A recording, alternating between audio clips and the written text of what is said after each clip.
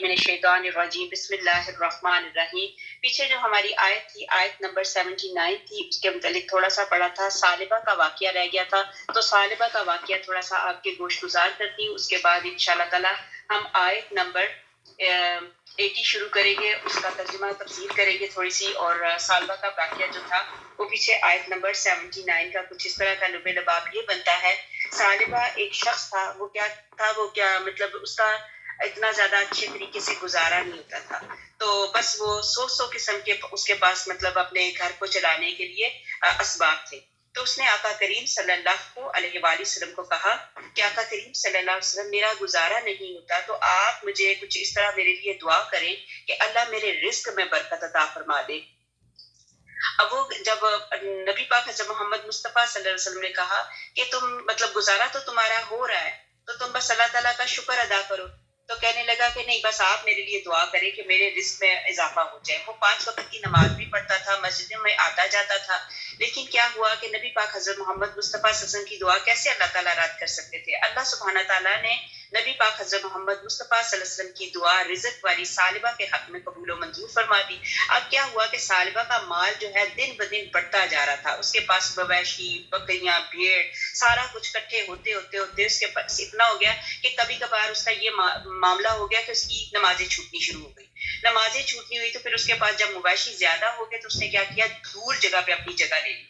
अब चूंकि मवेशी उसके पास ज्यादा थे उनकी टेक केयर करने के लिए, तो अब वो क्या करता था कि अब तो वहां पे मस्जिद में नमाज पढ़ने के लिए कमो बेश, बल्कि जुमे के दिन भी उसका आना जो मस्जिद में मुश्किल हो गया। नबी पाक हज़रत मोहम्मद मुस्तफ़ा सल्लल्लाहु अलैहि वसल्लम ने बज़ाहिर उसके लिए दुआ की। अब उसके रिज़्क में तो इजाफा हो गया, लेकिन क्या हुआ, दुनिया के माल में तो इजाफा हो गया, लेकिन आखिरत के माल में उसकी कमी, बल्कि बहुत ही ज्यादा कमी बन गई।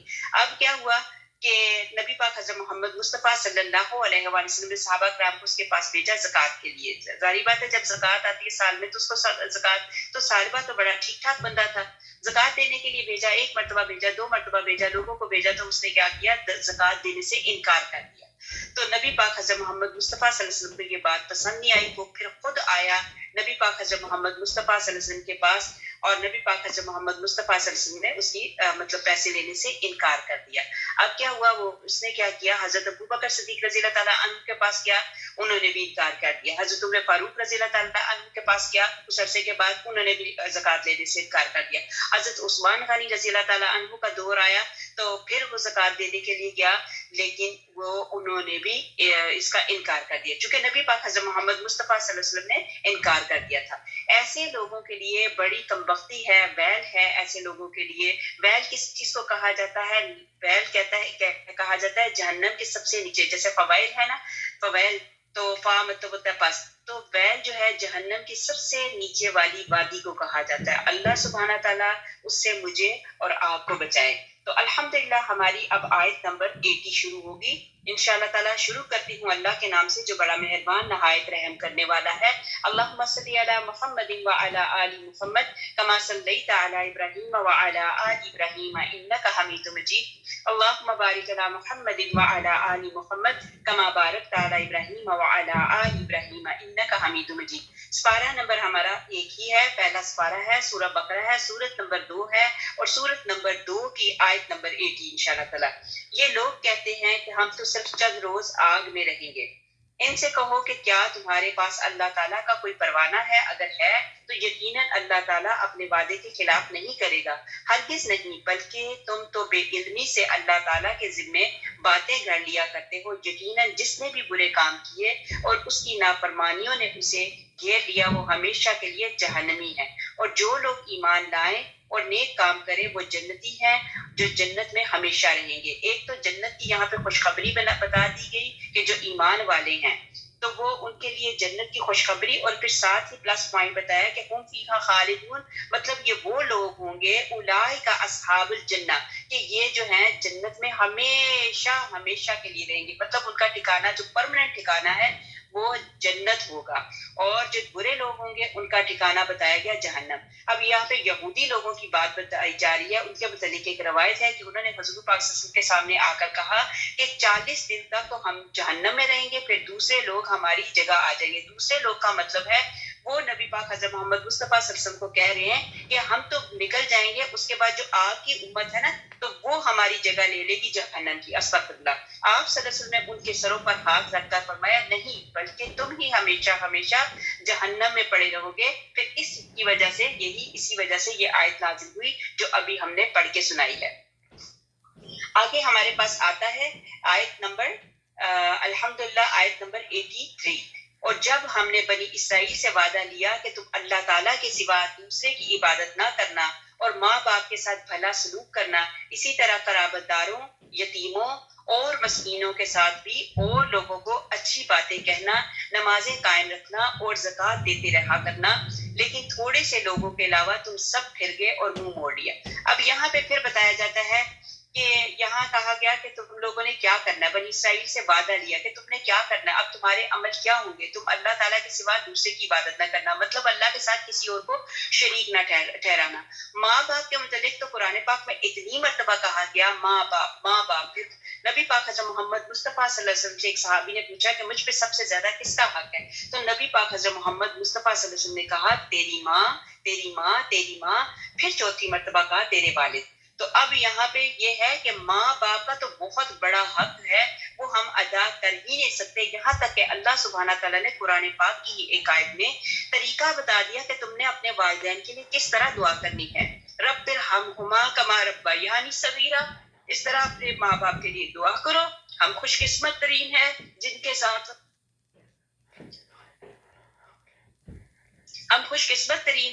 ساتھ والدین ان کی دعائیں ہیں۔ یہ اتنا خوبصورت اللہ تعالیٰ نے اتنا پیارا رشتہ اللہ تعالیٰ نے دنیا میں رکھ چھوڑا ہے کہ جس کے والدین زندہ ہیں وہ ہمیشہ ہی اپنے بچوں کے لیے دعا کرتے ہیں۔ موسیٰ علیہ السلام کے متعلق بھی آپ کو پتا ہے کہ ایک مرتبہ موسیٰ علیہ السلام گئے تو اللہ تعالیٰ نے ان کو بھی کہا موسیٰ سنبھل جا، اب تیری ماں تیرے لیے دعا کرنے والی نہیں۔ تو خوش قسمت ترین لوگ ہیں یہ ماں باپ جو ہیں، بے لوث ہمارے لیے دعا کرتے ہیں۔ پہلے اس چیز کا احساس نہیں تھا، اب ہماری اپنی اولادیں ہوئی ہیں، ہم اپنی اولادوں کے لیے جب دعا کرتے ہیں، تکلیف بے شک ان کو چوٹ لگتی ہے لیکن تکلیف جو ہوتی ہے وہ ہمیں ہوتی ہے۔ تو اسی طرح جب ہمیں چوٹ لگتی تھی تو ہمارے والدین کو، اسی طرح جیسے ہمیں چوٹ لگتی ہے تو ہمارے والدین کو تکلیف ہوتی تھی، وہ ہمارے لیے دعائیں کرتے تھے، کریا زاری کرتے تھے، راتوں کو اٹھ اٹھ کے وہ دعائیں کرتے تھے، تہجدوں میں دعائیں کرتے تھے، ویسے راتوں کو کروٹیں لیتے تھے تو اٹھ کے ان کے ذہن میں یہی ہوتا تھا کہ میرے بچے میرے بچے میرے بچے۔ یہاں تک بتایا گیا کہ جب اللہ سبحانہ تعالیٰ ان کو لے کے جنت میں جائے گا تو وہاں پہ بھی یہ اپنے بچوں کو ڈھونڈیں گے کہ ہمارے بچے کہاں ہیں، ہمارے بچے وہاں تک آ گئے۔ اور میرا اللہ سبحانہ تعالیٰ اتنا رحیم اور کریم ہے کہ اللہ سبحانہ تعالیٰ کیا کریں گے کہ اوپر والے جو درجے پہ اگر ماں باپ ہیں تو ماں باپ کو نیچے نہیں بھیجیں گے، بلکہ اللہ سبحانہ تعالیٰ ماں باپ کی طرف کو دیکھ کے اللہ سبحانہ تعالیٰ بچوں کو نیچے سے اوپر والے درجے پہ بھیج دیں گے کہ لے میں آج بھی تیرا دل ٹھنڈا کر دوں گا۔ تو اللہ سبحانہ تعالیٰ ہمارے والدین نے جو ہمارے لیے دعائیں کی اللہ قبول فرمائے۔ پھر آگے یہاں پہ بتایا جاتا ہے کہ کن کن کے لیے ہم نے کیا کرنا ہے۔ ایک تو اللہ تعالیٰ کے ساتھ کسی کو شریک نہیں کرنا، اللہ کے سوا کسی کی عبادت نہیں کرنی۔ عبادت کا مطلب ہوتا ہے نوکری، بندگی۔ ہم اللہ تعالیٰ کے ہی نوکر ہیں، اللہ تعالیٰ کے ہی بندے ہیں، اللہ تعالیٰ کی ہی بندگی کرتے ہیں۔ اور پھر بعد میں بتایا کہ ماں باپ کے ساتھ بھلا سلوک کرنا، اور اسی طرح قرابت داروں مطلب جو ہمارے رشتہ دار ہیں، ہمارے رشتہ داروں کا بھی ہمارے اوپر بہت حق بنتا ہے۔ پھر آگے بتایا یتیموں اور مسکینوں، یتیموں کے لیے تو نبی پاک حضرت محمد مصطفیٰ صلی اللہ علیہ وسلم نے کہہ دیا کہ جو یتیم کو مطلب ہیلپ کرتا ہے، یتیم کے سر پہ ہاتھ رکھتا ہے، وہ میری یہ دو انگلیوں کے جس طرح یہ میری دو انگلیاں ایک دوسرے کے قریب ہیں، اسی طرح جو یتیم ہے کہ وہ جو یتیموں کی کفالت کرتے ہیں وہ میرے اس طرح ہے۔ تو لہٰذا میری بہنوں ادھر ادھر جہاں کہیں دیکھو یتیم ہے تو ان کے سر پر ہاتھ رکھو۔ سر پر ہاتھ رکھنے کا مطلب آپ کو سمجھ آ گئی ہے۔ اور پھر اسی طرح مسکینوں کے ساتھ بھی اور لوگوں کو اچھی باتیں کہنا۔ اسی طرح کہیں کسی جگہ پہ بات ہوتی ہے تو لوگوں کو اچھی باتیں کہو، نہ کہ ان کو کوئی بری بات کہو، نہ کہ ان کے ساتھ کوئی ایسی لغو بات کرو، بلکہ اچھی خوبصورت اتفاق والی صلح والی بات کرو جس سے کہ لوگوں میں خوشی دوڑ جائے. اور پھر اسی طرح پھر کہا گیا کہ نماز قائم رکھنا. کتنی مرتبہ قرآن پاک میں کہا وَآتِیمُوا الصَّلَاةَ وَآتُوا الزَّکَاةَ. پہلے نماز کے متعلق کہا کہ نمازوں کو قائم رکھو. خدا نہ خواستہ ابھی بھی ہم میں سے کوئی ایسی بندی ہے جو نمازوں میں سستی کر جاتی ہے تو وہ اپنی سستیاں ختم کر دے. اللہ سبحانہ تعالیٰ اس قرآن پاک اس دورہ قرآن پاک کی برکت سے اس بندی پہ بھی اپنی نظر کرم فرمائے اور ہم سب پہ بھی اپنی نظر کرم فرمائے کہ ہم ہر وقت نماز کے لیے تیار ہوں. اب 5 وقت کی نمازیں تو سبھی پڑھتے ہیں. 5 وقت کے ساتھ ساتھ اللہ سبحانہ تعالیٰ تہجد پڑھنے کی توفیق عطا فرمائے, اشراق پڑھنے کی توفیق عطا فرمائے, چاشت پڑھنے کی توفیق عطا فرمائے. اللہ سبحانہ تعالیٰ اسی طرح اوابین کی نمازیں پڑھنے کی توفیق عطا فرمائے. آمین اللہم آمین. پھر زکوٰۃ جتنا اللہ تعالیٰ نے حق رکھا ہوا ہے زکوٰۃ کا نکالنے کا, تو بار بار قرآن پاک میں کہا گیا ہے کہ جتنا تمہارا ہے تو اس میں سے 2.5% جو نکلتے ہیں اس کو نکالو. یہ نہ ہو کہ یہی مال تمہارے لیے استغفر اللہ بچھو بن جائے, سانپ بن جائے, اللہ نہ کرے. تو لیکن تھوڑے سے لوگوں کے علاوہ یہ ابھی بھی ہے کہ بہت سارے لوگ تو اس پہ نہیں چلتے, لیکن کچھ لوگ ہیں جو اللہ کے کہنے پہ چلنے والے ہیں. صرف اور صرف اللہ ہی کی عبادت کرنی ہے, اللہ کے ساتھ کسی کو ساتھ شریک نہیں ٹھہرانا. آگے ہمارے پاس آگے آیت نمبر, ابھی والدین کے متعلق بہت ساری باتیں ہیں, اس کے لیے زکوٰۃ کے لیے بہت ساری حدیثیں ہیں, نماز کے لیے بہت ساری حدیثیں ہیں. چونکہ دورہ قرآن ہے تو دورہ قرآن کو ہم تھوڑا سا شارٹ کر کے لے کے چلتے ہیں انشاءاللہ تعالیٰ, تاکہ ہمیں بات کی سمجھ آ جائے کہ اللہ سبحانہ تعالیٰ آیت میں کیا بتانا چاہتے ہیں. آیت نمبر 84, اور جب ہم نے تم سے وعدہ لیا کہ آپس میں قتل نہ کرنا اور آپس کو جلا وطن نہ کرنا تو تم نے اس کا اقرار کیا اور تم اس کے شاہد بنے, لیکن پھر بھی تم نے آپس میں قتل کیا اور آپس کے ایک فرقے کو جلا وطن بھی کیا, اور گناہ اور زیادتی کے کاموں میں ان کے خلاف دوسروں کی طرفداری کی. جب وہ قیدی بن کر تمہارے پاس آئے تو تم نے ان کے فدیے دیے, لیکن ان کا نکالنا جو تم پر حرام تھا اس کا کچھ خیال نہ کیا. بعض احکام پر ایمان رکھتے ہو اور بعض کے ساتھ کفر کرتے ہو. تم میں سے جو بھی ایسا کرے اس کی سزا اس کے سوا کیا ہو کہ دنیا میں رسوائی اور قیامت کے دن سخت عذابوں کی مار. استغفر اللہ. اور اللہ تعالیٰ تمہارے اعمال سے بے خبر نہیں. یہ وہ لوگ ہیں جنہوں نے دنیا کی زندگی کو آخرت کے بدلے میں مول لے لیا. ان سے نہ تو عذاب ہلکے ہوں گے اور نہ ان کی مدد کی جائے گی. یہ ان لوگوں کے متعلق بتایا جا رہا ہے کہ جن کے عذاب ہلکے نہیں ہوں گے, جنہوں نے اپنی دنیا کو بیچ دیا. اب جنت کی قیمت جو ہے وہ اللہ کی مرضی پر چلنا ہے.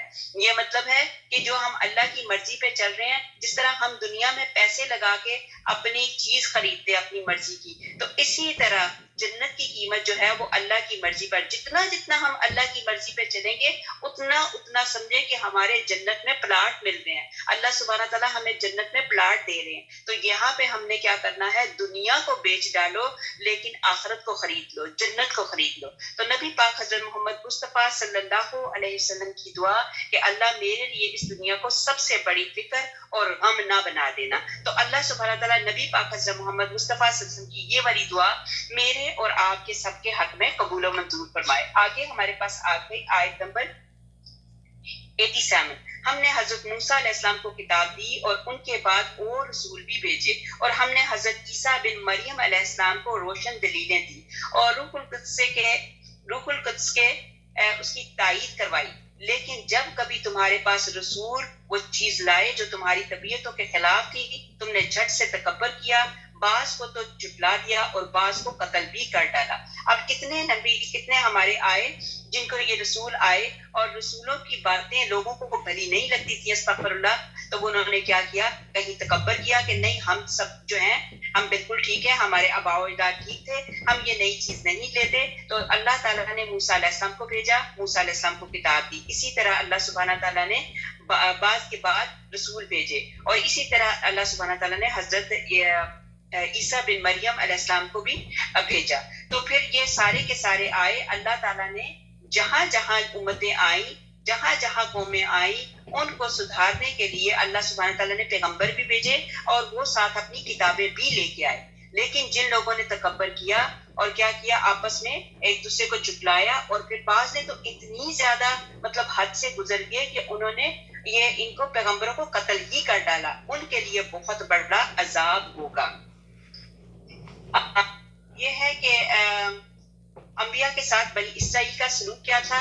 یہاں پہ بتایا جا رہا ہے کہ ہم نے تو تورات نازل فرمائی جس میں ہدایت تھی اور نور تھا جس پر انبیاء خود بھی عمل کرتے تھے. یہودیوں کو بھی حکم دیتے رہے کہ ان کے علماء اور درویش بھی ان کے ماننے کا حکم کرتے تھے. الغرض پہ در پہ یکے بعد دیگرے اللہ سبحانہ تعالیٰ نے بنی اسرائیل میں پیغمبر بھیجے اور پھر کیا یہاں تک کہ یہ سلسلہ حضرت عیسیٰ علیہ السلام پر ختم ہوا. انہیں انجیل ملی جس میں بعض احکام تورات کے خلاف بھی تھے. اسی لیے انہیں نئے معجزات بھی دیے جیسے مردوں کو اللہ تعالیٰ کے حکم یہاں پہ مردوں اور عورتوں کے لیے سارے احکامات بتائے گئے. اور جیسے حضرت عیسیٰ علیہ السلام کے جو معجزات تھے وہ بھی بتائے گئے کہ وہ کیا کرتے تھے, مردوں کو اللہ تعالیٰ کے حکم سے زندہ کر دینا, مٹی سے پرندہ بنا کر اس میں پھونک مار کر اللہ تعالیٰ کے حکم سے اڑا دینا, بیماروں کو اپنے دم جھاڑنے سے اللہ کے حکم سے اچھا کر دینا, بعض غیب کی خبریں اللہ کے معلوم کرانے سے دینا وغیرہ. پھر آگ کی تائید پھر فرشتوں کے ذریعے حضرت جبرائیل علیہ السلام کو اس کام کے لیے لگا دیا. تو یہاں پہ یہ اللہ سبحانہ تعالیٰ کی حکمتیں تھیں. صحیح کی ایک اور حدیث میں ہے کہ حضرت حسان رضی اللہ تعالیٰ عنہ خلافت فاروقی کے زمانے میں ایک مرتبہ مسجد نبی صلی اللہ علیہ وسلم میں کچھ اشعار پڑھے تھے. اب یہ حسان رضی اللہ تعالیٰ جو تھے وہ بہت اچھے شاعر تھے, یہ شعر کہتے تھے. تو حضرت عمر فاروق رضی اللہ تعالیٰ نے آپ کی طرف تیز نگاہیں اٹھائیں تو آپ رضی اللہ تعالیٰ نے فرمایا میں تو اس وقت بھی ان شعروں کو یہاں پڑھتا تھا جب یہاں تم سے بہتر شخص موجود تھے, مطلب نبی پاک حضرت محمد مصطفیٰ صلی اللہ علیہ وسلم. پھر حضرت ابو ہریرہ رضی اللہ تعالیٰ عنہ کی طرف دیکھ کر فرمایا ابو ہریرہ تمہیں اللہ کی قسم ہے کیا تم نے رسول اللہ صلی اللہ علیہ وسلم کو یہ فرماتے نہیں سنا کہ حسان تو مشرکوں کے اشعار کا جواب دے, اے اللہ تو حسان کی تائید روح القدس سے کر. حضرت ابو ہریرہ رضی اللہ تعالیٰ نے فرمایا ہاں اللہ کی قسم میں نے حضور پاک صلی اللہ علیہ وسلم سے یہ سنا. نبی پاک حضرت محمد مصطفیٰ صلی اللہ علیہ وسلم ان کو پسند کرتے تھے. پھر آگے ہمارے پاس آگے آیت نمبر 88 یہ کہتے ہیں کہ ہمارے دل غلافے والے ہیں, مطلب غلاف والے ہیں. نہیں بلکہ ان کے کفر کی وجہ سے انہیں اللہ تعالیٰ نے ملعون قرار دیا, ان کا ایمان بہت ہی تھوڑا ہے. گلف مطلب غلاف کے معنی کے مفہوم یہ ہے کہ یہودیوں کا ایک قول یہ بھی ہے کہ ہمارے دلوں پر غلاف ہیں, یعنی یہ علم بھرپور ہیں, علم سے تو بھرپور ہیں, اب ہمیں نئے علم کی کیا ضرورت ہے. اب یہودیوں کا یہ قول تھا, یہ کیا کہتے تھے کہ ہمارے تو دل جو بھرے ہیں, ہمارے پاس تو بہت علم ہے, اب اس کے بعد ہمیں کسی علم کی ضرورت نہیں. اس لیے جواب ملا کہ یوں نہیں بلکہ اللہ کی لعنت کی مہر لگی ہوئی ہے, ایمان نصیب ہی نہیں ہوا. تو اب یعنی یہ علم کے برتن ہیں. ایک اور جگہ پہ فرمایا کہ جس چیز کی طرف تم ہمیں بلاتے ہو اس چیز سے ہمارے دل پردے اور آڑ میں ہیں, ان پر مہر لگی ہوئی ہے اور اسے یہ نہیں سمجھتے.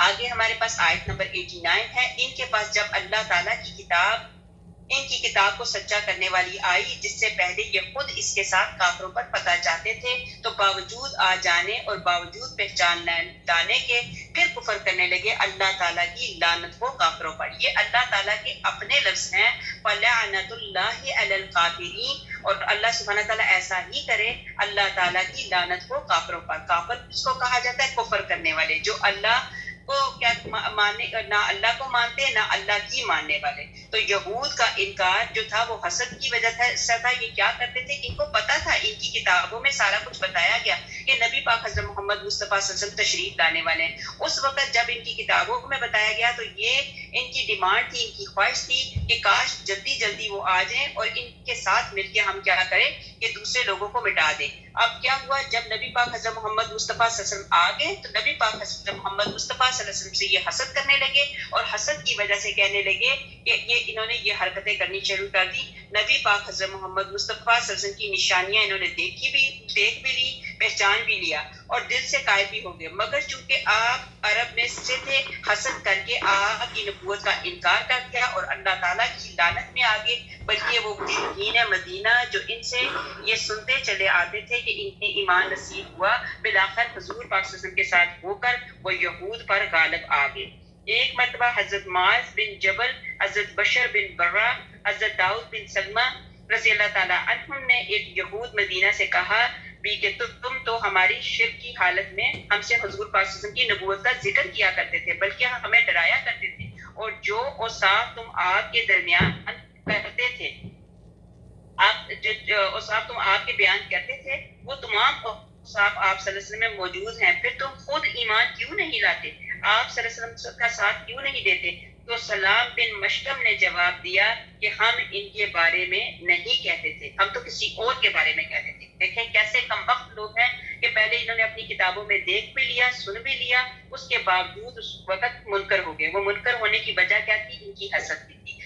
آیت نمبر 90، بہت بری ہے وہ چیز جس کے بدلے میں انہوں نے اپنے آپ کو بیچ ڈالا، وہ ان کا کفر کرنا ہے اللہ تعالیٰ کی طرف سے نازل شدہ چیز کے ساتھ محض اس بات سے جل کر کے اللہ تعالیٰ نے اپنا فضل اپنے جس بندے پر چاہا نازل فرمایا، اس باعث یہ لوگ غضب پر غضب کے مستحق ہو گئے اور ان کافروں کے لیے رسوا کرنے والے عذاب ہیں۔ اور جب ان سے کہا جاتا کہ اللہ کی اتاری ہوئی کتاب پر ایمان لاؤ تو کہہ دیتے ہیں کہ جو ہم پر اتاری گئی اس پر ہمارا ایمان ہے، حالانکہ اس کے بعد والی کے ساتھ جو ان کی کتاب کی تصدیق کرنے والی ہے کفر کرتے ہیں۔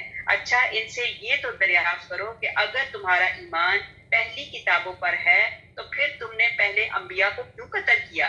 تمہارے پاس تو موسیٰ علیہ السلام یہ دلیلیں لے کر آئے، لیکن تم نے پھر بھی بچڑے کی پوجا کی، تم ہو ہی ظالم۔ اب یہ انہوں نے کیا کیا کہ یہ نئی کتاب کو جو ماننے والے نہیں تھے تو ان سے کہا گیا تم اپنی کتاب کہاں مانتے تھے؟ وہ کہنے لگے ہمارے پاس تو ایک کتاب ہے۔ تو یہ ہے کہ یہ خواہش کے بندے، یہ نفس کے غلام ہیں۔ سارے برانڈوں میں سے جو بیسٹ برانڈ ہے وہ نبی پاک حضرت محمد مصطفیٰ صلی اللہ علیہ وسلم کا برانڈ ہے۔ نبی پاک صلی اللہ علیہ وسلم کی محبت کا جس نے برانڈ پہن لیا تو سمجھیں کہ وہ عمدہ برانڈ ہے اور لانگ لاسٹنگ ہے۔ اور یہی ہے کہ اللہ نبی پاک حضرت محمد مصطفیٰ صلی اللہ علیہ وآلہ وسلم جب آئے تو نبی پاک حضرت محمد مصطفیٰ صلی اللہ علیہ وسلم کے آنے کے بعد کچھ پیچھے کی چیزیں تھی جو اللہ سبحانہ تعالیٰ نے منسوخ بھی کر دی، لیکن یہودیوں کا جو حسد اور تکبر وہ اپنی جگہ پہ تھا۔ پھر اسی کے متعلق پھر دوبارہ بتایا جا رہا ہے کہ بچڑے کی جو پوجا کی ان کو منع کیا گیا، انہوں نے بچڑا بنایا، بچڑا بنا کے انہوں نے لوگوں کو دیکھا، لوگوں نے اپنے خدا بنائے ہوئے تھے جن کی پوجا کرتے تھے، ان کے منہ میں پانی آیا، ہم بھی ایسا کریں گے۔ انہوں نے ان کے نقش قدم پہ چلے، پھر انہوں نے بچڑا بنایا، بچڑے کی پوجا کی، اور پھر بچڑے کی پوجا کرنے کے بعد ان کے ساتھ کیا معاملہ ہوا۔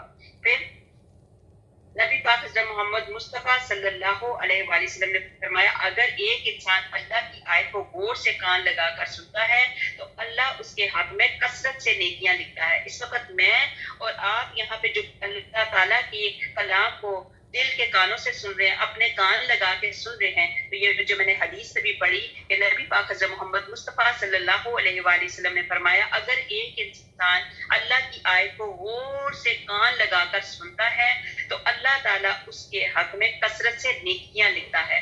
پڑھنے کا اپنا لطف الحمدللہ اور سننے کا اپنا لطف الحمدللہ، یہ ہے دل کے کانوں سے یہ چیز سننی چاہیے۔ ابھی یہ جو میں نے آپ کے سامنے حدیث پڑھی، ایسی حدیثیں پڑھ کے اپنے دل کو خوش کر لیا کریں کہ یہ ہم اپنے اللہ کا کلام غور سے کان لگا کے سن رہے ہیں، اور اس میں اللہ تعالیٰ ہماری جو ہے جو برائیاں ہیں وہ اللہ سبحانہ تعالیٰ ڈیلیٹ کیے جا رہے ہیں، اور اللہ سبحانہ تعالیٰ مجھے اور آپ کو نیکیاں دیتے جا رہے ہیں۔ آگے ہمارے پاس آگے آیت نمبر 93 سپارہ نمبر 1 سورہ بقرہ ہے، آیت نمبر 93۔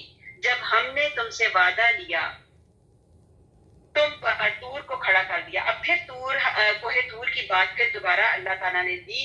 بعض مرتبہ ایسا حیران بندہ ہو جاتا ہے کہ بات کچھ اور ہوتی ہے تو بیچ میں اللہ سبحانہ تعالیٰ پھر وہ چیزیں ہمیں ریمائنڈ کرواتے ہیں کہ دیکھو تم نے کیا کیا کیا اور پھر میں نے تمہارے ساتھ کیا کیا۔ اب آیت نمبر 93 میں اللہ سبحانہ تعالیٰ کہتے ہیں جب ہم نے تم سے وعدہ لیا اور تم پر طور کو کھڑا کر دیا اور کہہ دیا کہ ہماری دی ہوئی چیز کو مضبوط تھامو اور سنو۔ دی ہوئی چیز کیا تھی؟ اس ٹائم کی کتاب کے بارے میں بات۔ تو انہوں نے کہا کہ ہم نے سنا اور نافرمانی کی، اور ان کے دلوں میں ان کے کفر کی وجہ سے بچڑے کی محبت پلا دی گئی، اور ان سے کہہ دو کہ تمہارا ایمان تمہیں برا حکم دے رہا ہے، اور اگر تم ایماندار ہو تو کہہ دو کہ اگر آخرت کا گھر صرف تمہارے ہی لیے ہے تو کسی کے لیے نہیں، تو آؤ اپنی سچائی کے ثبوت میں موت طلب کرو۔ اب یہاں پہ کہا گیا کہ اچھا تم اگر بہت سچے ہو تو موت طلب کرو. ان کو پتا ہے اگر ہم موت طلب کریں گے, یہ موت طلب نہیں کرتے تھے, اس لیے کہ ان کو پتا ہے کہ اگر ہم موت طلب کریں گے, اللہ سبحانہ تعالیٰ سے اپنی موت مانگیں گے, تو ہمارا تو کام خراب ہوگا, بلکہ یہ اور زندگی کی دعا کریں گے کہ اللہ ہمیں اور تھوڑی سی زندگی کی مہلت دے دے تاکہ ہم اور تھوڑا سا جی لیں. لیکن جب ہم مر جائیں گے تو پھر ہمارا حساب کتاب ہوگا. اگر ہمارا حساب کتاب ہوگا تو ہمارے تو کرتوت ہی بڑے برے ہیں. تو آگے یہ 94 کی آیت کے بعد 95 میں آگے بتایا جاتا ہے, لیکن اپنے کرتوتوں کو دیکھتے ہوئے کبھی بھی موت نہیں مانگیں گے, اللہ تعالیٰ ظالموں کو خوب جانتا ہے. بلکہ اے نبی تو انہیں سب سے زیادہ دنیا کی زندگی کا حریص پائے گا. یہ حرص زندگی میں مشرکوں سے بھی زیادہ ہیں, اور یہ کیا کہتے ہیں, یہ حرص سے زندگی میں مشرکوں سے بھی زیادہ ہیں. ان میں سے تو ہر شخص کو 1,000 سال کی عمر چاہتا ہے. اب ان میں سے سب کہتے ہیں کہ اللہ تعالیٰ ہمیں تو 1,000 سال کی عمر دے دے. تو گویا یہ عمر دیا جانا بھی انہیں عذابوں سے نہیں چھڑا سکتا. اللہ تعالیٰ ان کے کاموں کو بخوبی جانتا ہے. مطلب یہ ہے کہ یہ جتنی مرتبہ جتنی لمبی مرضی زندگی مانگ لیں, لیکن ان کا اور سب ایک بندے کا اللہ سبحانہ تعالیٰ نے حساب کرنا ہے. بلکہ یہ دنیا میں کہیں گے اللہ ہمیں لمبی لمبی لمبی عمریں دے دیں, اس لیے کہ ان کو پتا ہے کہ اگر ہمارا حساب ہوگا, حساب میں ہماری پکڑ ہوگی, اور اللہ کی پکڑ سے بڑی کوئی پکڑ ہے ہی نہیں. اب علم کے جو بتایا گیا, علم حاصل کرو, علم کے 5 درجے ہیں. اب علم کے 5 درجے کیسے ہیں؟ جب کوئی علم ملے, جب کوئی, جیسے اب قرآن پاک کا علم ہے, تو یہ جو قرآن پاک ہم پڑھیں یہ ایک بہت بڑا علم ہے, دین کا علم ہے. تو اس میں ہمیں 5 چیزوں کا خیال کرنا ہے. نمبر 1 خاموشی. جب آپ قرآن پاک سنو یا دین کے علم کی بات سنو, کوئی حدیث سنو, کوئی اللہ کی بات سنو, تو سب سے پہلے جو آپ کے اوپر فرض بن جاتا ہے وہ خاموشی ہے. خاموش ہو کے سنو گے تو سمجھ آئے گی. نمبر 1 خاموشی. نمبر 2 توجہ.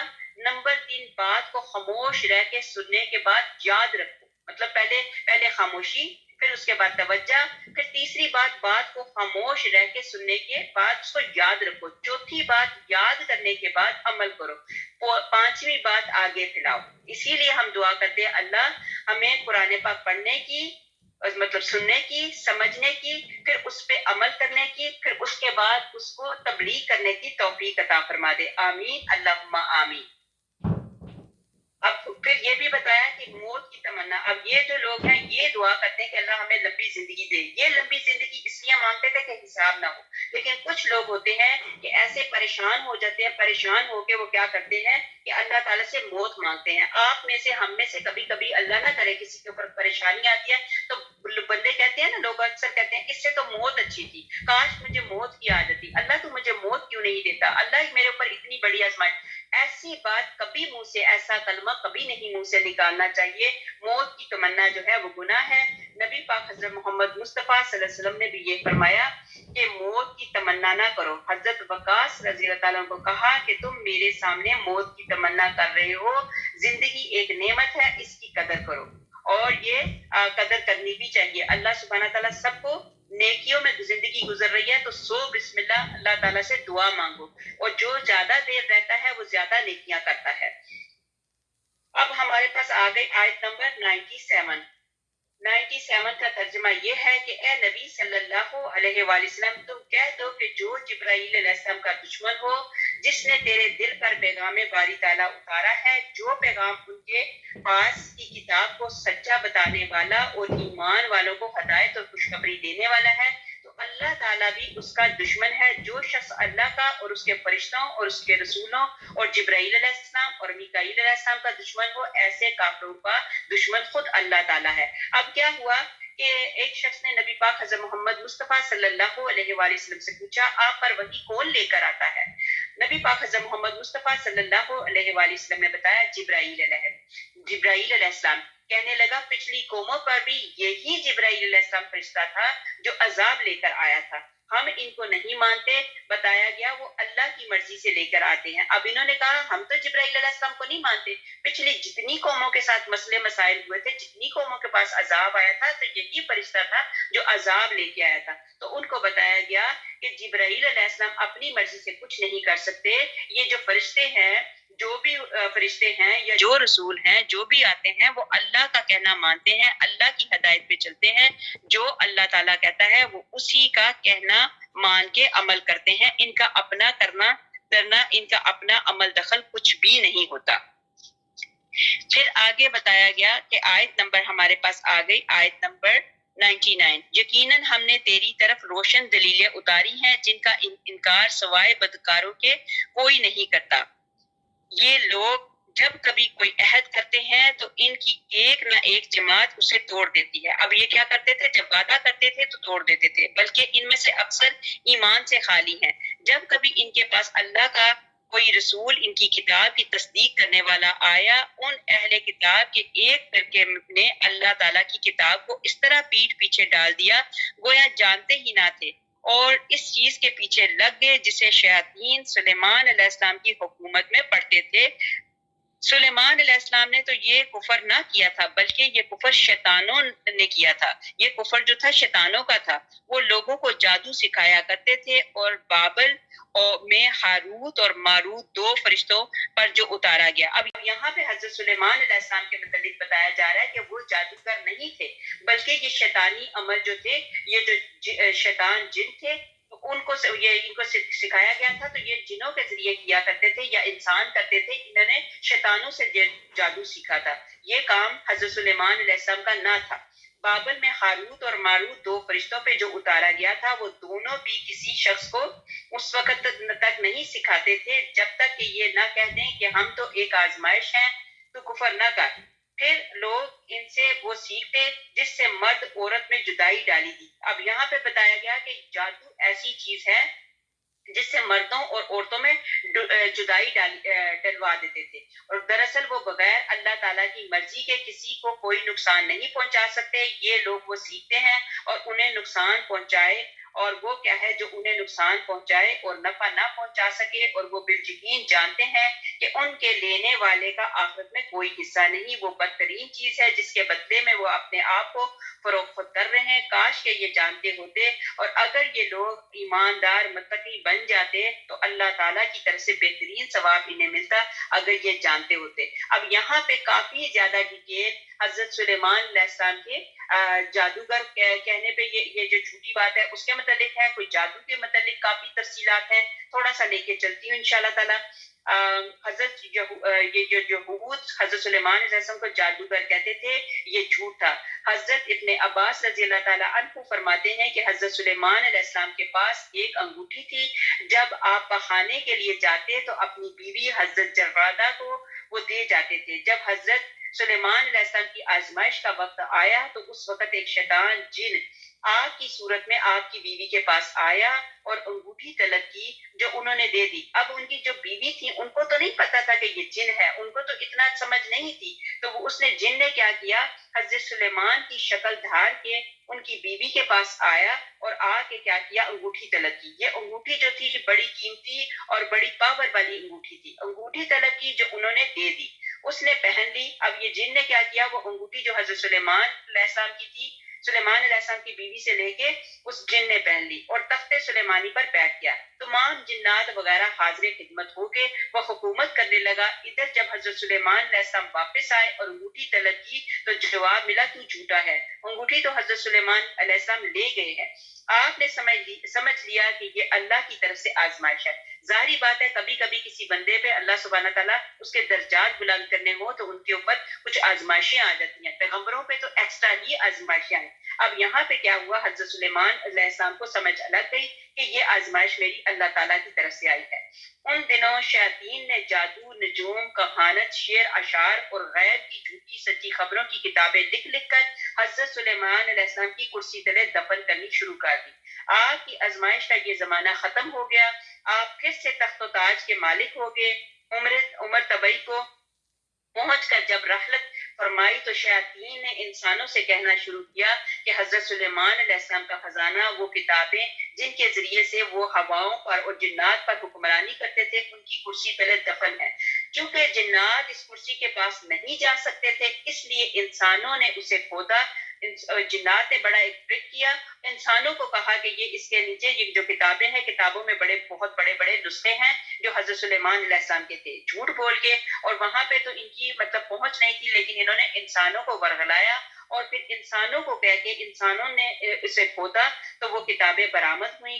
بس اب ان کا چرچا ہو گیا اور ہر شخص کی زبان پر چڑھ گیا حضرت سلیمان علیہ السلام کی حکومت کا راز یہی تھا، بلکہ لوگ حضرت سلیمان علیہ السلام کی نبوت سے انکاری ہو گئے اور آپ کو جادو پر کہنے لگے۔ اب حضرت صلی اللہ علیہ وآلہ وسلم نے اس بات کی پختہ پیشائی کی اور فرمانے باری نازل ہوا کہ جادوگری کا یہ کفر تو شیاطین کا پھیلایا ہوا ہے، حضرت سلیمان علیہ السلام اس سے بری الذمہ ہے۔ یہ حضرت سلیمان علیہ السلام کا پورا واقعہ کافی ڈیٹیل سے ہے، لیکن چونکہ ہم نے آگے چلنا ہے، تفصیل اتنی نہیں لے کے جا سکتے، تو اگلی آیت کی ہم انشاءاللہ تعالی تفصیل کرتے ہیں اور ترجمہ پڑھتے ہیں۔ آگے آیت نمبر 104 104 سپارہ نمبر 1 اور سورۃ بقرہ کی آیت نمبر 104۔ اے ایمان والو، اب یہاں پہ اب جو پہلے سپارے میں پہلی مرتبہ ایمان والوں سے مخاطب ہو کے بات کی جا رہی ہے، یا ایھا الذین آمنوا، اے ایمان والو تم رعینا نہ کہا کرو بلکہ انظرنا کہا کرو، یعنی ہماری طرف دیکھتے اور سنتے رہا کرو، اور کافروں کے لیے دردناک عذاب ہے۔ نہ تو اہل کتاب کے کافر چاہتے ہیں، نہ مشرکین چاہتے ہیں کہ تم پر تمہارے رب کی کوئی بھلائی نازل ہو۔ ان کے اس حسد سے کیا ہوا کہ اللہ تعالیٰ جسے چاہے اپنی رحمت خصوصیت سے عطا فرمائے، اللہ تعالیٰ بڑے فضل والا ہے۔ اب یہاں پہ جب اللہ سبحانہ تعالیٰ نے ایمان والوں کو مخاطب ہو کر کیا کہا کہ نبی پاک حضرت محمد مصطفیٰ صلی اللہ علیہ وسلم کی عزت کے متعلق، کہ نبی پاک حضرت محمد مصطفیٰ صلی اللہ علیہ وسلم کو کس طرح کر کے پکارا کرو، وہ رائنا کے کہنے کی بجائے رائنا کر کے بلاتے تھے، کہتے تھے اس کا مطلب ہوتا ہے اے چرواہے، استغفر اللہ۔ تو یہاں پہ منع کیا گیا کافر یہ کہ قرآن پاک تو اللہ تعالیٰ کی رحمت ہے، لیکن کافر جو تھے قرآن پاک رحمت ہے اس وجہ سے حسد کرتے تھے کیونکہ رحمت نبی پاک حضرت محمد مصطفیٰ صلی اللہ علیہ وسلم پر نازل ہوئی تھی، تو وہ کیا کرتے تھے، وہ رحمت سے بہت دور تھے، وہ اس وجہ سے، اور وہ آقا کریم صلی اللہ علیہ وسلم کو جب بلاتے تو وہ اس طرح کر کے رائینا مطلب اس کو کھینچ کے بلاتے تھے، تو پھر یہاں پہ ان کو منع کیا گیا، بلکہ ان کو کہا گیا کہ یہ اس طریقے سے نہ پکارا کرو بلکہ اس طرح کہا کرو انظرنا، کہ ہماری طرف نظر رحمت کیجیے، تو ہماری طرف ذرا دیکھیے۔ تو یہ بات یہاں پہ بتائی گئی کہ ان کو اس طریقے سے بلایا کرو، اس طرح سے کہا کرو کہ ہماری طرف اپنی نظر رحمت کیجیے۔ اللہ سبحانہ تعالیٰ نبی پاک حضرت محمد مصطفیٰ صلی اللہ علیہ وسلم کی نظر رحمت ہم تمام لوگوں کے اوپر کر دے، آمین ثم آمین۔ بلکہ اس کے اوپر وہ بھی بتائی گئی ہے نا، یا رسول اللہ انظر حالنا، تو یہ اسی طرح کی انہوں نے یہی کہا کہ اللہ نبی پاک حضرت محمد مصطفیٰ صلی اللہ علیہ وسلم ہماری طرف اپنی نظر رحمت کر دیجئے۔ آگے ہمارے پاس آگے آیت نمبر 106، جس آیت کو ہم منسوخ کر دیں یا بھلا دیں اس سے بہتر یا اس جیسی اور لاتے ہیں۔ کیا تو نہیں جانتا کہ اللہ تعالیٰ ہر چیز پر قادر ہے؟ کیا تجھے علم نہیں کہ زمین اور آسمان کا ملک اللہ ہی کے لیے ہے اور اللہ کے سوا تمہارا کوئی ولی اور مددگار نہیں۔ اللہ سبحانہ تعالیٰ یہاں پہ بھی یہی بیان کرتے ہیں کہ میرے سوا نہ تمہارا کوئی ولی ہے اور نہ کوئی مددگار ہے۔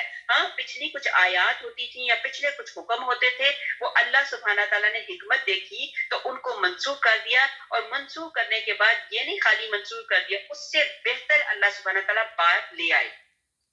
اب جیسے قبلے کی طرف رخ کر کے نماز پڑھنا، پہلے نبی پاک حضرت محمد مصطفیٰ صلی اللہ علیہ وسلم کیا کرتے تھے، جب نماز پڑھی جاتی تھی تو نبی پاک صلی اللہ علیہ وسلم مڑ کے قبلے کی طرف دیکھتے تھے کہ کاش ہمارا قبلہ اس طرف ہوتا۔ تو اللہ سبحانہ تعالیٰ نے کیا کہا، یہاں پہ یہ جو دونوں پیچھے والی آیت آ گئی انظرنا والی اور یہ والی، یہاں پہ اللہ سبحانہ تعالیٰ بتا رہے ہیں کہ نبی پاک حضرت محمد مصطفیٰ صلی اللہ علیہ وسلم اللہ کے کتنے محبوب تھے، اللہ سبحانہ تعالیٰ ان سے کتنی محبت رکھتے تھے۔ تو اللہ سبحانہ تعالیٰ نے کیا کیا، ان بٹوین نماز ہی پڑھی جا رہی تھی تو اللہ سبحانہ تعالیٰ نے کیا کیا، حالانکہ نماز میں نہ کوئی اشارہ کر سکتے ہیں نہ کوئی بات کر سکتے ہیں، تو اللہ سبحانہ تعالیٰ نے کہا محبوب میری نماز بعد میں اور تیری مرضی پہلے۔ تو اللہ سبحانہ تعالیٰ نے نماز کے درمیان میں ہی قبلے کا رخ مطلب قبلے کی طرف، نماز کا رخ جو ہے وہ قبلے کی طرف کر دیا۔ یہ مطلب یہ پہلی بات جو ہے دوسری بات میں بدل دی۔ اسی طرح رات کو آدھی رات تک اللہ کے آگے کھڑے ہونا، جیسے سورۃ مزمل میں بتایا گیا کہ وہ کیا کرتے تھے، آدھی رات تک کھڑے ہو کے عبادت کی جاتی تھی. پھر اللہ سبحانہ تعالیٰ نے اس کو بدل دیا. اللہ سبحانہ تعالیٰ نے یہی کہا کہ جتنا آسانی سے ہو سکے پڑھے. اور یہ جو رات کی تہجد کی جو نماز تھی پہلے فرض کی گئی تھی, لیکن پھر بعد میں اللہ سبحانہ تعالیٰ نے اس کو بدل دیا. مطلب یہ ہے کہ اللہ سبحانہ تعالیٰ نے بڑی آسانیاں مسلمانوں کے لیے, مومنوں کے لیے کی. آگے ہمارے پاس آ گئی آیت نمبر 108. کیا تم اپنے رسول سے وہی پوچھنا چاہتے ہو جو اس سے پہلے موسیٰ علیہ السلام سے پوچھا گیا تھا؟ سنو, ایمان کو کفر سے بدلنے والا سیدھی راہ سے بھٹک جاتا ہے. اب موسیٰ علیہ السلام کے متعلق بھی یہ ہے کہ ان کی حجت موسیٰ علیہ السلام کے وقت کی چیزیں اب کیوں بدلی جا رہی ہیں. انہوں نے حجت کی کہ اب یہ جو قرآن پاک میں چیزیں ڈفرنٹ آ رہی ہیں, کچھ چیزیں بدل گئی ہیں, یہ کیوں ہیں؟ تو وہ پہلے والی کیوں نہیں چیزیں کی؟ تو اللہ سبحانہ تعالیٰ اب یہ پھر کیا کرتے تھے, حضرت آدم علیہ السلام کی بیٹیاں بیٹے آپس میں بھائی بھائی بہن بہن ہوتے تھے, لیکن نکاح جائز تھا, پھر اسے حرام کر دیا. نوح علیہ السلام جب کشتی سے اترتے ہیں تو اس وقت تمام حیوانات کا کھانا حلال تھا, لیکن پھر بعض کی قلت اور منسوخ ہو گئی. مطلب پھر 2 بہنوں کا نکاح اسرائیل اور ان کی اولاد پر حلال تھا, لیکن پھر تورات میں اور اس کے بعد حرام ہو گیا. ابراہیم علیہ السلام کو بیٹے کی قربانی کا حکم دیا, پھر قربانی کرنے سے پہلے ہی منسوخ کر دیا. بنو اسرائیل کو حکم دیا گیا کہ بچڑا پوجنے میں جو شامل تھے سب اپنی جانوں کو قتل کر ڈالے, لیکن ابھی بہت سے باقی ہیں. پھر اللہ سبحانہ تعالیٰ نے اس کو بھی منسوخ کر دیا. یہ اللہ تعالیٰ کی حکمتیں تھی جو اللہ تعالیٰ نے کی. آیت نمبر 109. اے اہل کتاب, کہ اب یہاں پہ ہمارے پاس آ گیا, ہاں آیت نمبر 109. آیت نمبر 109 ہے, ان اہل کتاب کے اکثر لوگ باوجود حق کھل جانے کے محض حسد اور بغض کی بنا پر تمہیں بھی ایمان سے ہٹا دینا چاہتے ہیں. تم بھی معاف کر دو اور چھوڑو, یہاں قدرت رکھتا ہے. تم نمازیں قائم رکھو, زکوٰۃ دیتے رہا کرو, اور جو کچھ بھلائی تم اپنے لیے آگے بھیجو گے کہ اللہ تعالیٰ تمہارے اعمال کو خوب جانتا ہے. اب دیکھیں یہاں پہ پھر دوبارہ اللہ تعالیٰ نے نماز کے متعلق بتایا, اور پھر ساتھ ہی زکوٰۃ. پہلے نماز کی بات کی, پھر زکوٰۃ کے متعلق بات کی. پھر اسی طرح کہا کہ مطلب نیکی پھیلاؤ, اچھی باتیں آگے بڑھاؤ, کچھ بھلائی تم اپنے لیے آگے بھیجو, یہ تو سب کچھ اللہ کے پاس پاؤ گے. مطلب جیسا بیجو گے ویسا کاٹو گے. اور پھر اس کے بعد یہ بتایا کہ اگر کوئی معاملہ ہو جاتا ہے تو معاف کر دو, اور اس طرح معاف کرو کہ دوبارہ دل میں ملال بھی نہ لے کے آؤ. معاف اس طرح کیا جائے. اللہ سبحانہ تعالیٰ بھی غفور ہے, رحیم ہے, اللہ سبحانہ تعالیٰ معاف کرنے والے ہیں. تو ہمیں بھی یہی چاہیے کہ معاف کر دیں, لیکن یہ کام نہ کریں کہ خود بھی غلط کام کرو اور دوسروں کو بھی غلط کام کرنے کی تنبیہ کرو, جس کو کہا جاتا ہے نا کہ اہل کتاب کا جو معاملہ تھا وہ یہ کرتے تھے کہ وہ جیسے شعر ہے, بات ہے نا, ہم تو ڈوبے ہیں صنم تم کو بھی لے ڈوبیں گے. تو یہ خود تو غلط تھے, لیکن دوسروں کو بھی غلط چیزوں کی طرف لے کے جاتے تھے. پھر بتایا کہ نماز سے مدد مانگا کرو اور زکوٰۃ دیا کرو. آگے ہمارے پاس آ گئی آیت نمبر 111. اب یہ کہتے ہیں کہ جنت میں یہود نصارہ کے سوا اور کوئی نہ جائے گا. اب یہ دیکھیں ایک اور نیا دعویٰ لے آئے. یہ کیا کہتے ہیں کہ دعویٰ کیا کرتے ہیں کہ یہود اور نصارہ کے سوا کوئی نہ جائے گا, یہ صرف ان کی امنگیں ہیں. مطلب یہ وشفل تھنکنگ ان کی ہے نا, کہ یہ اپنے ذہن میں ان کے جو اپنے ذہن میں بنا لیتے ہیں, تو اس کے متعلق یہ بات کر رہے ہیں کہ یہ ان کی جو ہے نا وشفل تھنکنگ ہے, یہ صرف ان کی امنگیں ہیں. ان سے کہو کہ اگر تم سچے ہو تو کوئی دلیل تو پیش کرو. سنو, جو بھی اپنے آپ کو خلوص کے ساتھ اللہ کے سامنے جھکا دے, بے شک اسے اس کا رب پورا بدلہ دے گا. اس پر تو نہ کوئی خوف ہوگا, نہ غم اور نہ اداسی. یہاں پہ اللہ نے اتنی بڑی بات کہہ دی کہ اللہ کے سامنے سر جھکا لو. لہٰذا یہیں پہ میں اور آپ سرنڈر ہوتے ہیں, اللہ کے آگے سر جھکاتے ہیں کہ اللہ سبحانہ تعالیٰ آپ کی بات سچ ہے, حق ہے, ہم جو بھی اچھا کام کریں گے تو انشاءاللہ تعالیٰ یہاں پہ اللہ تعالیٰ نے بتا دیا کہ اس پر نہ تو کوئی خوف ہوگا, نہ غم ہوگا اور نہ اداسی ہوگی. یہود کہتے ہیں کہ نصرانی حق پہ ہے. اب یہود اپنی جگہ پہ کہتے ہیں کہ ہم اپنی جگہ پہ, اب یہود کہتے ہیں نصرانی حق پر نہیں, اور نصرانی کہتے ہیں یہودی نہیں, حالانکہ یہ پڑھے لکھے لوگ ہیں. اسی طرح ان کی جیسی بات بے علم بھی کہتے ہیں. قیامت کے دن اللہ ان کے اس اختلاف کا فیصلہ ان میں کر دے گا. یہ فیصلہ تو اسی دن ہوگا جب دے گا. اعمال کی قبولیت کے لیے اتباع سنت شرط ہے.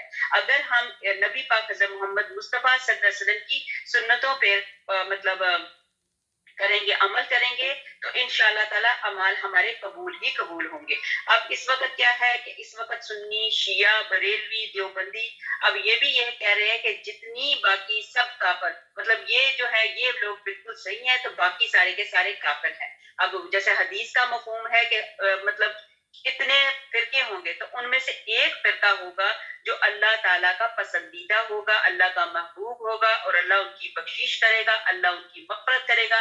اللہ سبحانہ تعالیٰ ہمیں باقی فرقوں میں سے نکال کے وہ جو ایک بہتر جو صحیح فرقہ ہے اللہ سبحانہ تعالیٰ اس میں مجھے اور آپ کو شامل فرما دے. آمین اللہم آمین.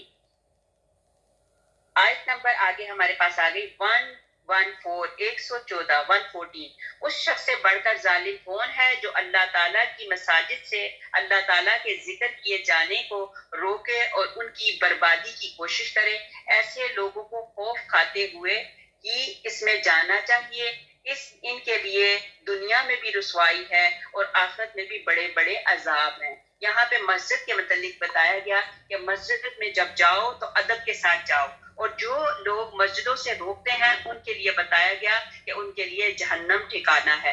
اللہ کے گھر میں دل جھکا کر جانا چاہیے. جب بھی آپ کے گھروں میں بھی آپ نے اپنے گھروں میں مسجدیں بنائی ہوئی ہیں، چھوٹی چھوٹی جگہ بنائی ہوئی ہیں، وہاں پہ جاؤ تو اپنے خشوع اور خضوع سے جاؤ اور اپنے دلوں کو صاف کر کے جاؤ. اور کیا کہتے ہیں، جب ہم مسجد میں جاتے ہیں تو مسجد میں جا کے 2 رکعت نماز تحیت المسجد پڑھتے ہیں. جیسے وضو کرتے ہیں تو آپ وضو کہ آپ 2 رکعت نماز نفل پڑھو، اور 2 رکعت نماز نفل میں 70 نیتیں بانٹ لو. 70 نیتوں کا ہی اللہ سبحانہ تعالیٰ آپ کو اجر دے گا. اللہ سبحانہ تعالیٰ بڑا رحیم ہے، اللہ سبحانہ تعالیٰ بڑا رحمان ہے. اللہ سبحانہ تعالیٰ سب کی سننے والا ہے، سب کی دعائیں، سب کی پکاریں سننے والے ہیں. اور جو اللہ تعالیٰ کے جن کے دلوں میں اللہ تعالیٰ کا خوف نہیں ہوتا تو ان کے لیے آخرت میں بھی عذاب ہے اور دنیا میں بھی عذاب ہے. نبی پاک حضرت محمد مصطفیٰ صلی اللہ علیہ وآلہ وسلم ایک مرتبہ عمرہ کرنے کے لیے جا رہے تھے، حج کے لیے جا رہے تھے، اور کیا معاملہ ہوا اس کا پورے کا پورا واقعہ کافی تفصیل والا ہے. جن لوگوں نے ان کو روکا لیکن ان کے ساتھ ہی نبی پاک حضرت محمد مصطفیٰ صلی اللہ علیہ وسلم نے بڑے اچھے سلوک سے اچھی باتیں کہیں اور اچھا معاہدہ کیا. آیت نمبر 115 اور مشرق اور مغرب کا مالک اللہ ہی ہے، تم جدھر بھی منہ کرو ادھر ہی اللہ تعالیٰ کا منہ ہے. اللہ تعالیٰ کی شادی اور وسعت والا اور بڑے علم والا ہے.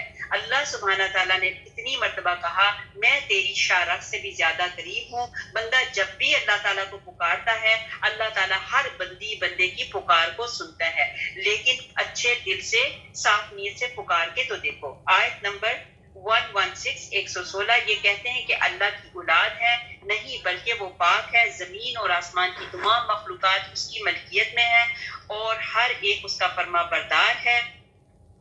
اور زمین اور آسمان کا ابتدا پیدا کرنے والا ہے، اور جس کام کو کرنا چاہے وہ کہہ دیتا ہے کہ ہو جا، بس وہ وہیں پر ہو جاتا ہے. اب یہاں پہ یہ بتایا گیا کہ کیا کہتے تھے یہ کفار جو تھے، مشرکین جو تھے، وہ کیا کہتے تھے استغفر اللہ اللہ کی اولادوں کو. کبھی کسی پیغمبر کو کہہ دیتے تھے استغفر اللہ کہ یہ اللہ کی اولاد ہے، جبکہ قل هو اللہ احد اللہ الصمد لم یلد ولم یولد ولم یکن له کفوا احد. تو اللہ سبحانہ تعالیٰ جس بات کا کہہ دیتے تھے کہ ہو جا، مطلب کن فیکون، تو وہ ہو جاتی تھی. اللہ سبحانہ تعالیٰ کو کسی سبب اسباب کی بھی ضرورت نہیں ہوتی تھی. حدیث قدسی میں ہے کہ بنو آدم، مجھے یہ جو آدمی ہے، وہ جو انسان ہے، وہ اللہ تعالیٰ کہتے ہیں کہ مجھے گالی دیتا ہے اور مجھے جھٹلاتا ہے تاکہ میں دوبارہ کہ یہ کیا کہتا ہے کہ میں دوبارہ پیدا نہیں کر سکتا. اللہ سبحانہ تعالیٰ جب چاہے جیسے چاہے پیدا کر سکتا ہے، دوسری مرتبہ کیوں نہیں پیدا کر سکتا؟ کیونکہ ہر چیز جب پہلے ابتدا کی جاتی ہے، پہلی مرتبہ بنانا مشکل ہوتی ہے. جب اللہ تعالیٰ نے دنیا کی ابتدا کی، اللہ تعالیٰ کو پہلی مرتبہ کوئی مشکل نہیں لگی، تو اللہ سبحانہ تعالیٰ دوبارہ بھی زمین کو، آسمان کو اللہ تعالیٰ نے پیدا کیا. اللہ چاہے تو ان چیزوں کو دوبارہ بھی پیدا کر سکتا ہے. اللہ سبحانہ تعالیٰ کے لیے کوئی چیز بھی جو ہے مشکل نہیں بنانا. آگے ہمارے پاس آگے آیت نمبر 118. اسی طرح بے علم لوگوں نے بھی کہا کہ خود اللہ تعالیٰ ہم سے باتیں کیوں نہیں کرتا. استغفر اللہ. اب یہاں پہ انہوں نے ایک اور ڈیمانڈ شروع کر دی. اب ان کی ڈیمانڈ یہ آ گئی, بے علم لوگ کہنے لگے کہ اللہ تعالیٰ ہم سے باتیں کیوں نہیں کرتا, ہمارے پاس کوئی نشانی کیوں نہیں آتی. اسی طرح ایسی ہی بات ان کے اگلوں نے بھی کہی تھی, ان کے اور ان کے دل یکساں ہو گئے. ہم نے تو یقین والوں کے لیے نشانیاں بیان کر دی ہیں. قرآن اب یہ جو ہے اللہ تعالیٰ نے یہ جو قرآن ہم تک پہنچایا, ایک سینے سے دوسرے سینے سے تیسرے کرتے یہ قرآن جو ہے نبی پاک صلی اللہ علیہ وسلم تک, نبی پاک حضرت محمد مصطفیٰ صلی اللہ علیہ وسلم سے جبرائیل علیہ السلام سے اللہ تعالیٰ کے آگے, یہ وہاں سے ہی قرآن پاک کا جو کلام آیا اللہ سے جبرائیل علیہ السلام سے پھر آگے کرتے نبی پاک حضرت محمد مصطفیٰ صلی اللہ علیہ وسلم کے سینے سے آگے جاتے ہم تک پہنچا. اور یہ ہے کہ ایمان جو ہے, ایمان کی یہ 3 لیول ہیں. نمبر 1 سے پہلے ایمان, پھر اس پر یقین رکھنا, یہ جو اللہ اور اللہ کے رسول پاک صلی اللہ علیہ وسلم, پیغمبروں پہ, فرشتوں پہ, جنت پہ, یہ ساری چیزوں پہ ایمان پر پھر یقین رکھنا, پھر زبان سے اقرار کرنا, پھر عمل کے ذریعے اس پر مہر لگا دینا. یہ ہمارے معاملے ہیں. اللہ سبحانہ تعالیٰ ہمیں اسی پر عمل کرنے کی توفیق عطا فرمائے. آیت نمبر 119, ہم نے تجھے حق کے ساتھ خوشخبری دینے والا, ڈرا دینے والا بنا کر بھیجا. یہ نبی پاک حضرت محمد مصطفیٰ صلی اللہ علیہ وسلم کے متعلق بات ہو رہی ہے کہ اللہ سبحانہ تعالیٰ کہتے ہیں کہ ہم نے تجھے خوشخبری دینے والا, ڈرا دینے والا بنا کر بھیجا. جہنمیوں کے بارے میں تجھ سے نہیں پوچھا جائے گا. اب کچھ لوگ ہیں, نبی پاک حضرت محمد مصطفیٰ صلی اللہ علیہ وسلم کو کڑن ہوتی تھی, پریشان ہوتے تھے کہ یہ کیوں نہیں ایمان لے کے آتے, یہ کیوں نہیں سدھرتے. تو اللہ سبحانہ تعالیٰ نے کہا کہ آپ پریشان مت ہوں, آپ کا کام ہے جسے بھی ہے بتانا. تو بس یہ آگے مانتے ہیں نہیں مانتے, آپ اس پہ پریشان نہ ہو. جہنمیوں کے بارے میں, یہ جو لوگ جہنم کو لے رہے ہیں, تو ان کے بارے میں آپ سے کچھ نہیں پوچھا جائے گا. نبی پاک حضرت محمد مصطفیٰ صلی اللہ علیہ وسلم بشیر بھی ہیں اور نذیر بھی ہیں, مطلب خوشخبریاں دینے والے بھی ہیں اور ڈراوے دینے والے بھی ہیں. اصل زندگی پر غور کر لو, غور نہ کرنے والوں کے لیے, جو غور نہیں کرتے اصل زندگی پہ, ان کے لیے کیا ہے, وہ اصحاب جہنم ہیں, مطلب وہ جہنم کے لوگ ہیں. بس یہی بتایا گیا کہ آپ کا کام جو ہے نصیحت کرنا ہے. آیت نمبر 121, تجھ سے یہود اور نصارہ ہرگز راضی نہ ہوں گے جب تک تو ان کے مذہب کا تابع نہ بن جائے. تو کہہ دے کہ اللہ کی ہدایت ہے, اور اگر تو نے باوجود اپنے پاس آ جانے کے پھر ان کی خواہش کی پیروی کی, تو اللہ تعالیٰ کے پاس نہ تو تیرا کوئی ولی ہوگا نہ مددگار. جنہیں ہم نے کتاب دی ہے وہ اسے پڑھنے کے حق کے ساتھ ساتھ پڑھتے ہیں اور اس کتاب پر بھی ایمان رکھتے ہیں. جو اس کے ساتھ کفر کرے وہ نقصان والا ہے. نبی پاک حضرت محمد مصطفیٰ صلی اللہ علیہ وسلم بڑی ہی نرم مزاج والے تھے. تو وہ ان کے متعلق, یہ جیسے ہماری ایک سورت ہے نا, سورت کافرون, تو اس میں یہ ہے کہ یہ تو انہوں نے تو راضی ہونا ہے نہیں, جتنا مرضی کر کے دیکھتے ہیں, بے شک ان کے یہ کہہ بھی دیں, لیکن نبی پاک حضرت محمد مصطفیٰ صلی اللہ علیہ وآلہ وسلم کا کام صرف اور صرف ان تک پیغام پہنچانا ہے. اگر یہ مانتے ہیں تو سو بسم اللہ, بڑی اچھی بات ہے. اگر نہیں مانتے تو پھر ان کے حق میں بہت ہی تکلیف اور نقصان, اور یہ نقصان اپنے لیے خود ہی اکٹھا کرتے ہیں. پھر تلاوت کا حق بتایا گیا کہ تلاوت کا حق ہے کہ قرآن پاک کی تلاوت کی جائے جیسے تلاوت کا حق ہے. تلاوت کا حق کیا ہے, یہاں پہ بتایا گیا کہ جنہیں ہم نے کتاب دی وہ حق تلاوت ادا کرتے ہوئے پڑھتے ہیں. قتادہ رحمۃ اللہ علیہ کہتے ہیں کہ اس سے مراد یہود اور نصارہ ہیں, اور روایت میں ہے کہ اس سے مراد اصحاب رسول ہیں. حضرت عمر فاروق رضی اللہ تعالیٰ عنہ فرماتے ہیں حق تلاوت یہ ہے کہ جنت کے ذکر کے وقت سوال جنت ہو اور جہنم کے ذکر کے وقت اس سے پناہ مانگی جائے. یہ آپ کو پہلے بھی بتایا کہ جب جنت کی بات ہو تو اللہ سبحانہ تعالیٰ سے ہمیں جنت مانگنی چاہیے. اللہ سبحانہ تعالیٰ ہم تیرے جنت کے خواہش مند ہیں, ہم سب کو جنت عطا فرما, اور جب جہنم کا ذکر ہو تو اللہ تعالیٰ کی پناہ میں آنا چاہیے. پھر اسی طرح حضرت ابو موسیٰ اشعری رضی اللہ تعالیٰ عنہ فرماتے ہیں قرآن کی اتباع کرنے والا جنت کے باغیچوں میں اترنے والا ہے. حضرت عمر فاروق رضی اللہ تعالیٰ عنہ کی تفسیر کے مطابق یہ بھی مروی ہے کہ حضرت صلی اللہ علیہ وسلم جب کوئی رحمت کے ذکر کی آیت پڑھتے تو ٹھہر جاتے اور اللہ تعالیٰ سے رحمت طلب کرتے, اور جب کبھی کسی عذاب کی آیت تلاوت فرماتے تو رک کر اللہ تعالیٰ سے پناہ طلب کرتے. دوبارہ پڑھتی ہوں, آپ لوگوں کو پہلے بھی یہ کہا کہ حضرت عمر فاروق رضی اللہ تعالیٰ عنہ فرماتے ہیں کہ نبی پاک حضرت محمد مصطفیٰ صلی اللہ علیہ وسلم جب کوئی رحمت کے ذکر کی آیت پڑھتے تو ٹھہر جاتے اور اللہ تعالیٰ سے رحمت طلب کرتے، اور جب کبھی کسی عذاب کی آیت تلاوت فرماتے تو رک کر اللہ تعالیٰ سے پناہ طلب فرماتے۔ تو لہٰذا ہمیں بھی ایسا ہی معاملہ فرمانا چاہیے۔ آیت نمبر 122، اے اولاد یعقوب، میں نے جو نعمتیں تم پر انعام کی ہیں انہیں یاد کرو، اور میں نے جو تمہیں تمام جہان پر فضیلت دے رکھی ہے اس دن سے ڈرو جس دن کوئی نفس کسی نفس کو کچھ فائدہ نہ پہنچا سکے گا، نہ کسی شخص سے کوئی فدیہ قبول کیا جائے گا، نہ اسے کوئی شفاعت نفع پہنچائے گی، نہ ان کی مدد کی جائے گی۔ اب یہاں پہ پھر وہی بنی اسرائیل کی بات ہو رہی ہے۔ اب یہاں پہ یہی بتایا جا رہا ہے وطن کی محبت سے آزمایا حضرت ابراہیم علیہ السلام۔ آگے بھی آیت پڑھ کے تو پھر آگے میں اس کی تفسیر کرتی ہوں۔ جب حضرت ابراہیم علیہ السلام کو ان کے رب نے کئی باتوں سے آزمایا اور انہوں نے سب کو پورا کر دیا تو اللہ تعالیٰ نے فرمایا کہ میں تمہیں لوگوں کا امام بنا دوں گا۔ عرض کرنے لگے میری اولاد کو، فرمایا میرا وعدہ ظالموں سے نہیں۔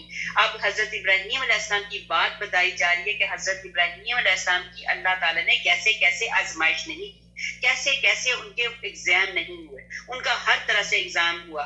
ایگزام کیسا ہوا کہ وطن کی محبت سے آزمایا، کہ ان کو وطن سے نکالا گیا، کیسے ان کو آزمایا گیا۔ پھر بتوں کی پوجا، اپنے باپ تاریخ کی آزمائش، کہ وہاں پہ بتوں کی پوجا کی جا رہی تھی تو ان کی اور ان کے باپ کے ساتھ کیا مطلب بات ہوئی۔ ایک جگہ پہ تاریخ باپ کا نام بتایا جاتا ہے، ایک جگہ پہ تاریخ کیا کہتے ہیں چچا کا نام بتایا جا رہا ہے۔ واللہ عالم، خیر ہمیں اس بحث میں نہیں پڑھنا۔ تو اب کیا ہوا کہ وہ ان کی جو بتوں والی بحث ہوئی تو وہ بتوں کو لے کے گھسیٹتے ہوئے لے کے جاتے تھے، ان کو کہا کہ بتوں کی تعریفیں کرو۔ وہ بتوں کی تعریفیں کرنے کے بجائے بتوں کو گھسیٹتے ہوئے کہتے تھے کہ یہ بنا ہوا ہے، یہ اپنے آپ کو بچا بھی نہیں سکتا۔ اسی بت کو دھاگے سے رسی سے باندھا ہوا، وہ بت کبھی کیچڑ میں جاتا تھا، کبھی کچھ، وہ کہتے تھے یہ دیکھو یہ بت ہے، یہ اپنے آپ کو کیچڑ سے بھی نہیں بچا سکتا۔ اس طرح کی وہ باتیں بتاتے گئے، اور پھر ان کے ساتھ کیا معاملہ ہوا۔ پھر جب بوڑھے ہوئے تو حضرت اسماعیل سے اللہ سبحانہ تعالیٰ نے نوازا، اللہ تعالیٰ نے ان کو حضرت اسماعیل دیے۔ پھر اس حضرت اسماعیل علیہ السلام کی وہ مطلب ان کو چھوڑنا پڑا۔ پھر بیوی اور بیٹے کو بہت مطلب کیا کیا کہ اللہ تعالیٰ کی راہ میں بیت اللہ میں چھوڑائے۔ پھر اپنے بچوں کے ساتھ خانہ کعبہ کی تعمیر فرمائی۔ پھر بیوی نے فرمایا اگر مطلب ان کو وہاں پہ جب اکیلا چھوڑ کے آئے تو انہوں نے کہا ہمیں اکیلے چھوڑ کے رہے۔ مطلب یہ بتایا گیا مال سے، اولاد سے، مطلب وطن سے، ہر طرح کی ان کی کون سی ایسی آزمائش تھی جو اللہ تعالیٰ نے ان کا ٹیسٹ نہیں لیا، کون سی ایسی بات تھی جو ان کا ایگزام نہیں ہوا۔ اور پھر کیا ہوا، ان کے اوپر کیسے کیسے مطلب امتحان، حضرت ابراہیم علیہ السلام کی محبت کا امتحان دینے کے لیے پھر حضرت جبرائیل علیہ السلام کو انسانی شکل میں بھیجا گیا۔ انہوں نے کہا، فرشتوں نے کہا کہ اللہ تعالیٰ آپ نے تو ان کو بڑا نوازا ہوا ہے تو یہ کیوں نہ آپ سے محبت کرے۔ پھر جبرائیل علیہ السلام کو بھیجا، جبرائیل علیہ السلام نے انسانی شکل میں آئے اور انہوں نے آ کے تو اللہ سبحانہ تعالیٰ کی تعریف اپنی زبان سے نکالی۔ وہ فرشتے تھے، جب انہوں نے اپنے منہ سے اللہ تعالیٰ کا نام پکارا، جیسے سبوح قدوس ربنا و رب الملائکۃ والروح، اس طریقے سے انہوں نے اپنے زبان سے جب اللہ تعالیٰ کی تعریف کی تو حضرت ابراہیم علیہ السلام سے رہا نہ گیا، وہ مچل کے انہوں نے کہا ایک مرتبہ اور کر، ایک مرتبہ اور کر، ایک مرتبہ اور کر۔ کرتے کرتے فرشتہ نے پوچھا کہ تم کیا دو گے؟ انہوں نے کہا میں اپنا آدھا ریوڑ، پھر پورا ریوڑ، کرتے کرتے یہ پوری لمبی۔ تو لہٰذا انہوں نے ہر چیز جو ہے اللہ کے نام پہ قربان کر دی کہ وہ اللہ سے اتنی محبت کرتے تھے۔ اب ہماری آیت نمبر 24 ہو گئی ہے، ٹائم بھی ہو گیا، انشاءاللہ تعالیٰ رہی زندگی تو باقی تفسیر کل ہوگی۔ کل انشاءاللہ تعالیٰ ہمارا پہلا سپارہ اینڈ تک ہو جائے گا۔ یہی تک رکھتی ہوں۔ سبحان ربک رب العزت عما یصفون وسلام علی المرسلین والحمد للہ رب العالمین۔ آج ہم نے سورہ بقرہ کی آیت نمبر 124 تک پڑھا ہے، 124 تک ہو گیا ہے۔ پہلا سپارہ ہے، سورہ بقرہ ہے، اور آیت نمبر 24 تک ہمارا ہو گیا۔ انشاءاللہ تعالیٰ رہی زندگی تو آگے ہم کل پڑھیں گے انشاءاللہ تعالیٰ۔ سبحان ربک رب العزت عما یصفون وسلام علی المرسلین والحمد للہ رب العالمین۔